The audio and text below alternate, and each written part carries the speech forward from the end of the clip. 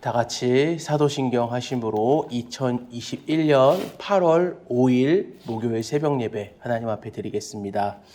전능하사 천지를 만드신 하나님 아버지를 내가 믿사오며 그 외아들 우리 주 예수 그리스도를 믿사오니 이는 성령으로 잉태하사 동정녀 마리아에게 나시고 본디오 빌라도에게 고난을 받으사 십자가에 못 박혀 죽으시고 장사한 지 사흘 만에 죽은 자 가운데서 다시 살아나시며 하늘에 오르사 전능하신 하나님 우편에 앉아 계시다가 저리로서 산자와 죽은 자를 심판하러 오시리라. 성령을 믿사오며 거룩한 공예와 성도가 서로 교통하는 것과 죄를 사하여 주시는 것과 몸이 다시 사는 것과 영원히 사는 것을 믿사옵나이다. 아멘.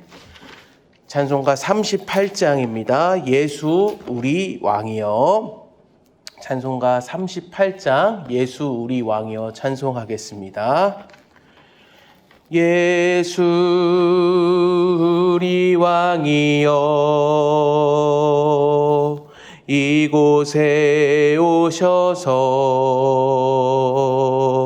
우리가 왕께 드리는 영광을 받아 주소서. 우리는 주님의 백성, 주님은 우리 왕이라. 왕이신 예수님 오셔서 좌정하사 다스리소서. 예수 우리 주시여 이곳에 오셔서 우리가 주께 드리는 찬양을 받아 주소서. 우리는 주님의 종들, 주님은 우리 주시라. 주 대신 예수님 오셔서 이 찬양을 받아 주소서. 찬송가 88장 내 진정 사모하는 찬송하겠습니다. 88장입니다. 내 진정 사모하는 친구가 되시는 구주 예수님은 아름다워라. 삼리태 백합하여 빛나는 새벽별 주님 영원할 길 아주 없도다. 내 맘이 아플 적에 큰 위로 되시며 나 외로울 때 좋은 친구라. 주는 저 산 밑에 백합 빛나는 새벽별 이 땅 위에 비길 것이 없도다. 내 맘의 모든 염려 이 세상 고락도 주님 항상 같이 하여 주시고 시험을 당할 때에 악마의 계교를 즉시 물리치사 나를 지키네. 온 세상 날 버려도 주 예수 안 버려 끝까지 나를 돌아보시니. 주는 저 산 밑에 백합 빛나는 새벽별 이 땅 위에 비길 것이 없도다. 내 맘을 다하여서 주님을 따르면 길이 나를 사랑하리니.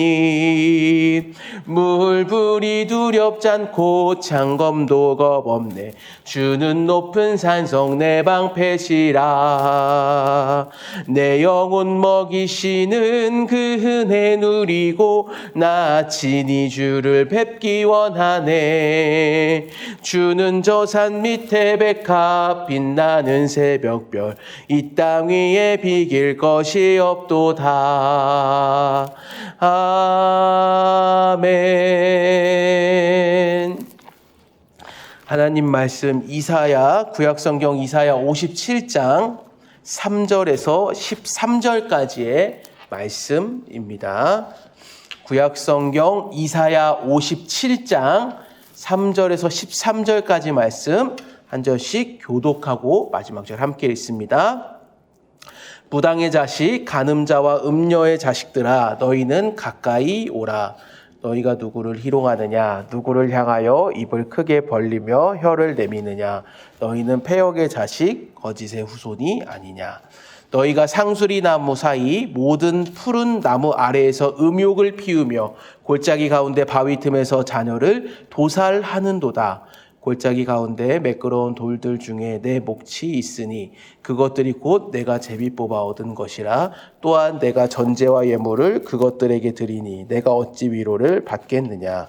내가 높고 높은 산 위에 내 침상을 베풀었고 내가 또 거기에 올라가서 제사를 드렸으며 내가 또 내 기념표를 문과 문설주 뒤에 두었으며 내가 나를 떠나 벗고 올라가 내 침상을 넓히고 그들과 언약하며 또 내가 그들의 침상을 사랑하여 그 벌거벗은 것을 보았으며 내가 기름을 가지고 몰렉에게 나아가되 향품을 더하였으며 내가 또 사신을 먼 곳에 보내고 스오레까지 내려가게 하였으며 내가 길이 멀어서 피곤할지라도 헛되다 말하지 아니함은 내 힘이 살아났으므로 쇠약하여지지 아니함이라. 내가 누구를 두려워하며 누구로 말미암아 놀랍기에 거짓을 말하며 나를 생각하지 아니하며 이를 마음에 두지 아니하였느냐. 내가 나를 경외하지 아니함은 내가 오랫동안 잠잠했기 때문이 아니냐. 내 공의를 내가 보이리라. 내가 행한 일이 내게 무익하니라. 같이 읽습니다. 내가 부르짖을 때에 내가 모은 우상들에게서 너를 구원하게 하라. 그것들은 다 바람에 날려가겠고 기운에 불려갈 것이로되 나를 의뢰하는 자는 땅을 차지하겠고 나의 거룩한 산을 기업으로 얻으리라. 아멘. 하나님 아버지와 그리스도 예수 우리 주께로부터 은혜와 긍휼과 평강이 목요일 새벽에 말씀을 듣고 기도하시는 모든 성도님들에게 있기를 축원합니다. 원래 오늘 그 큐티 본문은 이사야 56장 9절부터 우리가 읽은 57장 13절까지인데요. 이 본문은 두 부분으로 나누어서 볼 수가 있습니다. 먼저 첫 번째는 이사야 56장 9절부터 57장 2절까지 우리가 읽은 곳 바로 앞까지 첫 번째 부분인데 이 부분의 주된 내용은 지도자들에게 주어진 심판의 말씀이고요. 우리가 읽은 57장 3절부터 13절까지는 백성들에게 주어진 심판의 말씀입니다. 오늘 이 시간에는 두 번째 부분에 해당하는 57장 3절부터 13절까지의 내용을 중심으로 살펴보고자 합니다.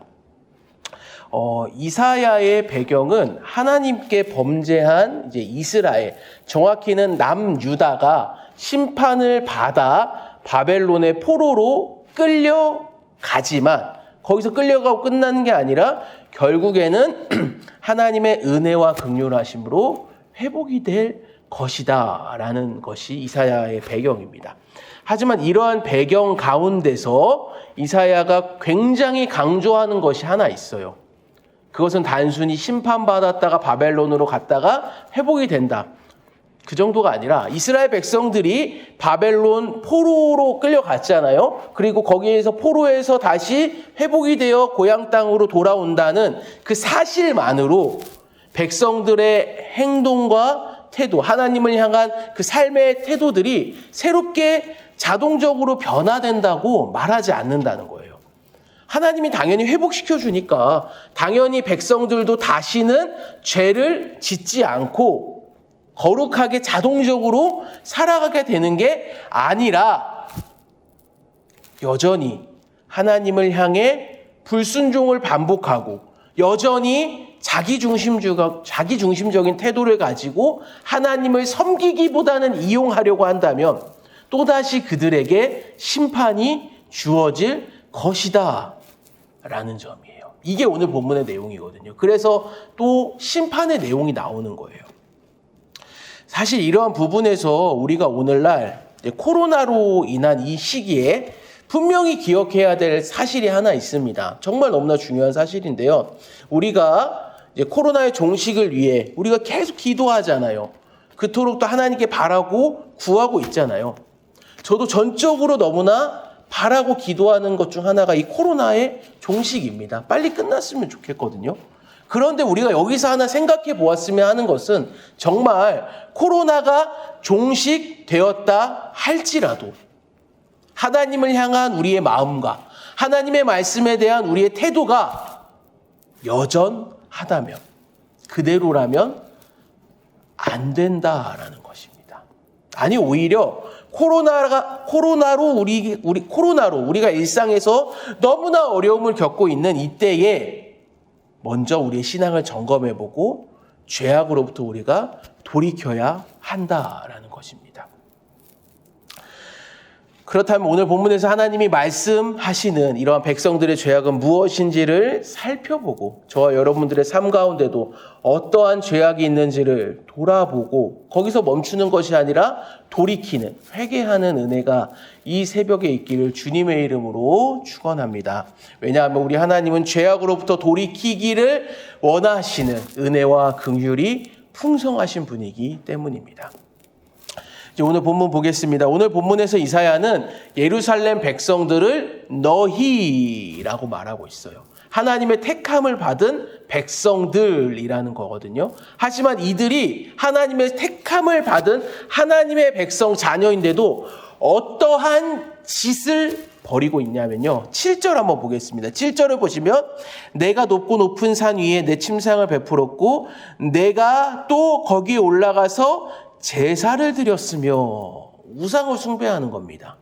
그리고 8절 보시면 내가 또 내 기념표를 문과 문설주 뒤에 두었으며 내가 나를 떠나 벗고 올라가서 내 침상을 넓히고 그들과 언약하며 또 내가 그들의 침상을 사랑하며 그 벌거벗은 것을 하나님이 보셨대요. 계속해서 우상을 섬기는 거죠. 5절을 보시면 너희가 상수리 나무 사이 모든 푸른 나무 아래에서 음욕을 피우며 골짜기 가운데 바위 틈에서 자녀를 도살하는도다.